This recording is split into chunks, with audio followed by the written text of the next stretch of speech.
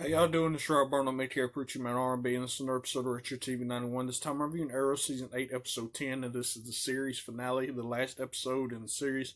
What happens on this week's episode is everybody who Oliver affected in his life comes in for the funeral.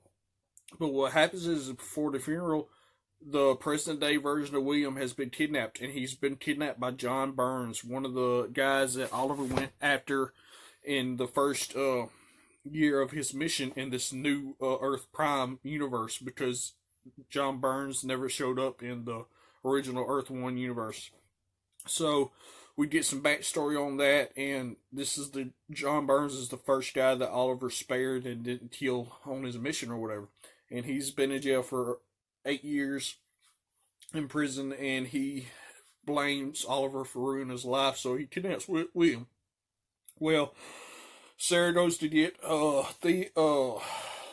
Mia, and then Radman shows up, Mr. Terrific, Arsenal, Thea shows up, Speedy, John's there, everybody that's ever been on Team Arrow is pretty much there, and they go after William, and they are able to save William, and Mia gets there and is able to save her big brother while he's a kid, and they bring William back to the arrow bunker, and Mia's showing William the bow and arrow and telling him all the parts of the bow or whatever.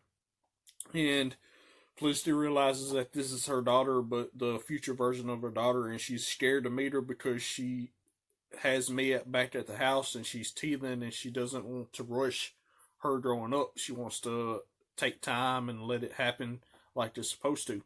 Well, at the end of the episode, they had this memorial service for Oliver, and they make the statue in the middle of Star City, and everybody shows up for that, and then the funeral shows up. The funeral happens, and then Barry and Tara show up, and John gives the eulogy for Oliver or whatever, and while he's talking throughout the eulogy, it shows what happens at the end, and Mia goes back to Earth 2040, I think that's the year she goes back to, 2040. And then John is packing up his family to move to Metropolis because Lila has taken a new position in Argus up in Metropolis. And while John is packing up, this spaceship crash lands and it knocks John out. And John comes back too and sees this box. And he opens up this box, and it's a Green Lantern ring.